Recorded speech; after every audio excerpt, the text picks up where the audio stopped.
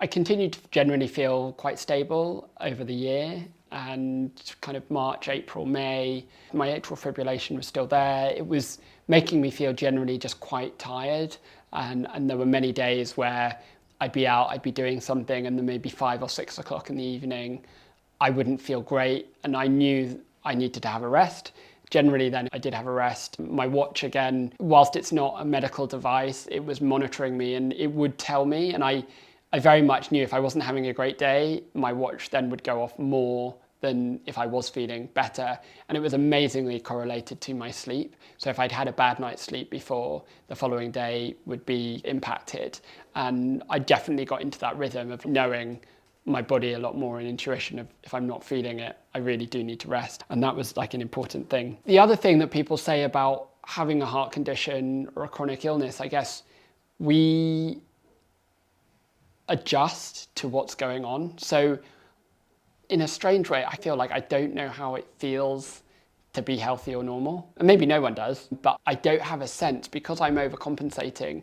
I just think it's normal to feel this tired or normal to feel how I feel. And that's, I think, one of the challenges as well when we talk about should I go on the heart transplant list and have a heart transplant or not, is if I've now put the benchmark as like, it's okay to walk around, if you're saying about pain, to live in a 6 and constantly feel pain at a level of 6, which I think is normal. If someone else suddenly felt how I feel, then maybe they'd be like, you can't live like this. How is it possible? And maybe, again, there's that adjustment. And so trying to understand how the atrial fibrillation, I think in my head, I was managing it, I was coping with it. And I just thought, let's just get on with it. Again, the delay because of COVID, I was on the waiting list for the ablation, but it hadn't come around yet. And now we're, October, November, December, January, February, March, April, May, 8-9 months into this, being on the amiodarone, which you shouldn't really be on for more than a year or so, because there are further complications to do with your thyroid, which then can't be reversed. So there's some definitely challenges. I was still, though, keen to go traveling and continue to live life, and things were opening up again. And I remember then it was meant to be going to Greece, and it was the day before, and I, in a routine situation, pressed my button on my device next to my bed. As a reminder, I've got a defibrillator inside, and every week on a Monday, the light flashes on a device next to my bed. I press the button and it sends the data to the hospital. And so that if anything has changed or there's any concerns, they will call me. And so far, I've not had any instance. Similarly, if my heart would stop and will need to be started again, the device would automatically start. I ended up pressing the button and then getting a phone call from the doctors saying, you've got to come in and see us, your device is about to shock you. So I get an Uber into the hospital, I see them, I tell them that I'm meant to be going traveling this week, and if I should change it, if there should be a change. And they looked at everything and they made a decision at the time. They could change it, but the fact is the device is self-learning. So it was about to go off, but then it saw that it was a normal rhythm, so it was okay. And so it adjusted itself to know that if it does this again in the future, then it won't go off, because it's already seen in the past, it was searching for something that actually it didn't need to go off. They thought if we change those parameters and then you have a different rhythm again, then it hasn't learnt it, and therefore it might be problematic and you might get shocked. So actually, if we just leave it, it did what it needed to do. It knew it shouldn't go off, so let's just leave it for now. And I remember then going on holiday with that kind of overhang. And it's a challenge, it's that concern. And I don't feel it every day, but there's these moments of what happens if it goes off? There's a process. I need to go to the hospital. I generally travel with my device. I can send the data so they can see if it was a real shock and needed to go off or not. But there's still that anxiety and I guess that constant awareness. I don't think you can underestimate how mentally draining that can be. I try and keep in the moment. I do forget that the device is there, and I know it's there just to look after me. I know some people in the community call it their buddy. It's this thing, and it's an amazing technology, and I feel so grateful that I've got it. And I remember sitting on an aeroplane with this elderly lady who was complaining, to be honest, about everything in life, saying things have not improved at all in the last 40 or however many years. And I shared with her that I've got a device in me that, had that not been created, that I might not be sitting here today, or if I was, I'd be at more risk of potentially having sudden cardiac arrest and not being able to survive that. And it was really interesting because she did change her tune. By the time we landed, she did appreciate perhaps there were some things in life that have improved. So yeah, I feel very grateful still to have it, and that the doctors as well, it's almost each stage when something happens like this is testing. Okay, I pressed the button, someone did see the alert, they did call me, something did happen. And so yeah, I went away that summer 2021. I remember trying to swim a couple of lengths, but really struggling, whereas the summer before I could do 40 or 50 lengths. And not easily, but I felt I could do that. Whereas this time, doing one or two, or doing 2 lengths, and just really struggling and not feeling good within myself that I'm able to do that. And so again, it was this sign, these benchmarks of I'm not as good as I was, which we know because of the atrial fibrillation, and just to be ultimately aware of that and to continue to just be mindful of what I can and what I can't do. That summer came and went. I had another assessment in August when I came back to the UK. Again, things were stable. They said that the right heart catheterization, when they did it again, it had gone up again to 52. So that was also good news that we were now on the right side of the line, but still very much so that if I chose to go on the list, they would still support that decision. But for now, that was where it needed to be. I then went away again. Partly my traveling is because I love to travel, but also this feeling of control and normalcy, and that I can do it. And again, when I'm traveling, I'm working as well with my clients, which is a great freedom to have. In other episodes, we'll look at designing your life and what you want it to be and how you can create whatever it is. And for me, the traveling is very much part of, if I can't travel, and that's the other thing, by being on the heart transplant list, you can't travel. You have to be within 4 hours of the hospital. If you decide you do want to go outside of the UK or further away, you are then removed from the transplant list. And then you may or may not have had the opportunity to have one whilst you're away. And then you come back and then you're put back on the list. You're rolling the dice to go, look, and again, some people do it if it's your birthday and you want 48 hours off and want to go and do something and whatever it is. So it does happen, but I feel like if I'm on the list, I should be on the list and I shouldn't be chopping and changing and going off. Again, that feeling of whilst I can travel, I want to be able to do it. So I'm there, I'm away, I'm having a good time. I remember flying back to, it was London Gatwick, and I landed a bit late and I was very tired. But that's also not a surprise. It's a 3-4 hour flight. And I remember falling asleep though in the taxi on the way home. I didn't really question it. I just thought, it's late, I'm tired, it's now 1 o'clock in the morning. Get in, go to bed. And then the following morning, I got up and I was just going around doing what I was doing. I remember speaking to a friend saying, we'll see each other for dinner. And then again, I was feeling tired and just listening to myself. So I ended up pressing the button on my device to send the data to the doctors. And this is about maybe 5 o'clock. And I pressed the button and then I went to sleep because I just wanted to rest. And I woke up to 5 missed phone calls. And it was about an hour later, but there were no messages. It didn't say it was a withheld number, so I didn't know what was going on. But I just dismissed it, thinking it was important someone would leave a message. And then about 10 minutes later, I got another phone call again from a withheld number, and I answered the phone, and it's the doctors saying, you have to come in immediately, your device is going to shock you.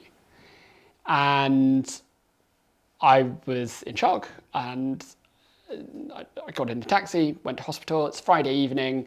They were waiting for me, and they ultimately said, look, based on what we've seen, we need to stop your device, because if we don't stop your device, it's going to shock you, and we need to keep you in for observation. I'm just at Bart's Hospital, and earlier today I had to click a button to send the data from my device. Subcutaneous ICD that's in me is connected to the doctor, and once a week I send the data to the doctors. And so this week I clicked the button, send it over, and I was a bit tired, so I went to sleep this afternoon for a couple of hours, and I woke up to 5 missed calls. I wasn't sure who they were from, but about an hour later then I got another phone call and from the doctor here saying that I needed to come in as soon as possible because my device maybe was going to shock me.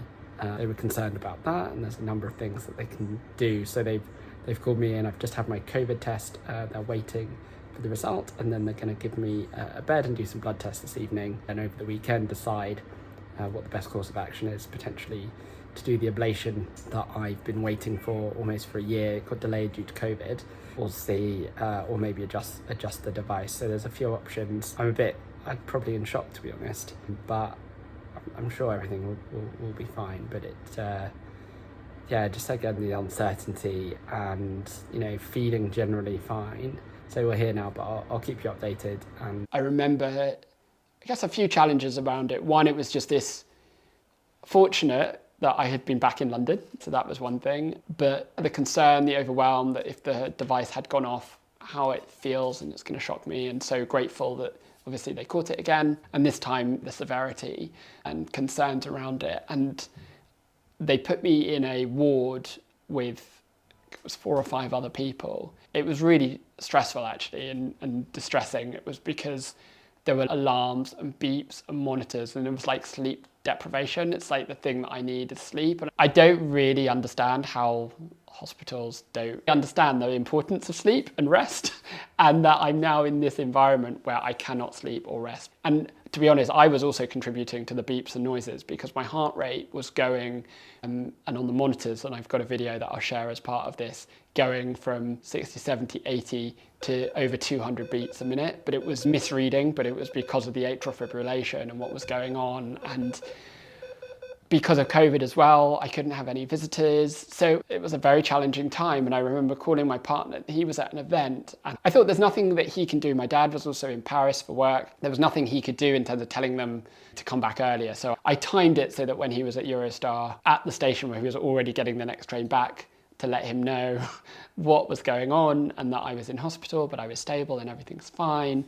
Again, managing myself and everyone else's expectations and trying not to get people to worry unnecessarily. It was a challenging few days, and what had happened was they decided externally, because I was waiting for the ablation and I was an external outpatient, that's much harder from a waiting list perspective. But once I was in the hospital and I had a bed, then it was looked at the severity of what was happening, that I should then be put forward to have the ablation now at this stage. And so that was basically what the plan was. And because it was the weekend, there was a delay to that. So Saturday, Sunday, again, they wouldn't let me leave hospital. They wouldn't let anyone into the hospital because of COVID. And I remember just trying to convince them. I said, please, can I just, if I have a friend or my dad, can I just meet them outside for half an hour or something? And so they did agree to that after a couple of days, and I was going a bit crazy. I remember also, because I didn't materially feel different to how I'd been feeling before. And I remember trying to have a client session. I was coaching them. About 10 minutes into the session, I was like, this is probably not a good idea with the beeps going on in the background. And I was there in my hospital gown, but I felt like I could do it, which is why I did. But I did. That was the 1 week in the last 5 years that I cancelled. I cleared out my agenda to be like, look, sorry guys, I can't do this. And obviously everyone was very understanding. So they prepped me for the operation. And again, one of the most challenging things was just the sleep deprivation and tiredness and the uncertainty. Like with any operation, there are risks. I just thought I'd record this. I'm just at Bart's by Spitalfields waiting for my ablation. And from what I understand, I've got a flutter and also atrial fibrillation. I've had atrial fibrillation since last October, so hopefully today it'll be the beginning of the end of that. And so I'm just waiting. There are 3 patients I think today, and I'm patient number 3, and so they've done 2 already. And in the middle of the 2nd right now, and I'm feeling a bit anxious about it, to be honest, but I know I'm in safe hands. Everyone keeps telling me, and I've been really looked after since I arrived on Friday. So we're now Tuesday, and so hopefully there'll be the operation this afternoon, and then hopefully tomorrow I'll get to go home. So it's just been, again, waiting today. I've not had breakfast yet because they thought it might be earlier in the day, so I've not eaten since yesterday. And but I'm all set and all ready to go. And yeah, just hopefully this is kind of the end of another chapter and beginning of something new and kind of more settled. And this is all in kind of hopefully in order of time. Now and then I've got to follow up with Papworth in December. So hopefully by then it will be all calmed down and it will be good news related to the heart transplant front. So yeah, I think that's all for now, but I'll update again soon.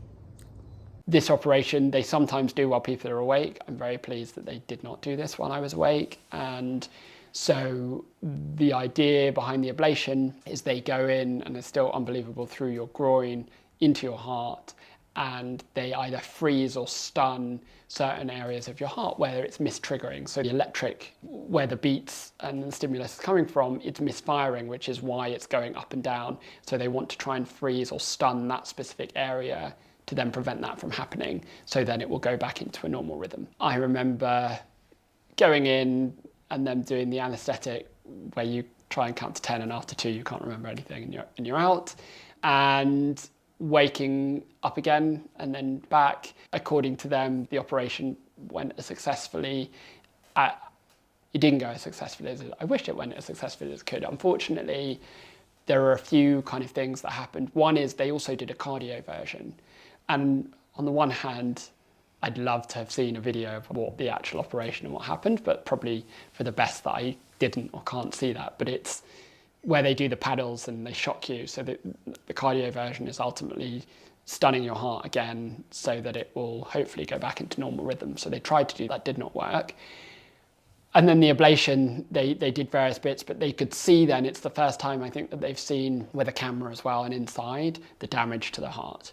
And again, I think it was a challenging time to be confronted with, even though I've been going on with this for 5.5 years, there's this disbelief of how real it is and is this really happening to me? And or maybe they've made a mistake, and then to see the report afterwards saying how damaged the heart is. And one of the reasons why it's damaged, it's grown. As a reminder, hypertrophic cardiomyopathy is the thickening of the heart. So the heart is now bigger, so it's 1.5 times or so bigger than it should be, which is why, so when it's stretching, it then causes the damage to the heart, which shouldn't be there. So the feedback and the report ultimately said, look, the ablation's gone as good as it could be. We're very unlikely to do another ablation because we just don't think it will work. You could see immediately afterwards, it was going in a normal rhythm, and I think it was for a few days. And again, my watch prior to the operation would be going off 5, sometimes 10 times a day. And after the operation, it was much, much less. We remained on the amiodarone. We're now up to basically a year now that I've been on the amiodarone. The ablation wasn't as successful as we wanted it to be. And that next month, from a recovery time, I remember going to stay with my dad afterwards and needing to be looked after. I was very faint, very weak. It took me a few weeks from a recovery, and then still also, again, the tiredness. And I remember just before I had my next transplant assessment, it was around the 7th of December, friends come to London. I was really struggling still. I remember we went out for lunch whilst they went and carried on sightseeing and going around. I just couldn't do it. And I remember going back to bed for 3-4 hours and sleeping and recovering. And I've spoken about this in the past. One of my dreams was to be able to go and live in the mountains in the French Alps and to be able to ski. As long as I can still do that, again, that's one of the things that is just like a passion in life, that I love the environment and I generally feel much better being in the mountains. But there was a big question mark whether or not I was able to do that this Christmas. And bearing in mind it's the 7th of December already, I had then one more heart transplant assessment, or it wasn't a significant assessment, but it was a checkup at Papworth again in December. And so that was that autumn. And I just remember how much I was still struggling kind of at the beginning of December and was concerned. Like, it wasn't as bad as it was, as I said, the year before, but it really wasn't a way that I wanted to be living, and that was very difficult. Thanks for watching. Feel free to check out the British Heart Foundation, Cardiomyopathy UK and Save 9 Lives for more information. Why not comment on the video, tell me what you think or ask a question, and subscribe to the channel to continue to follow my journey.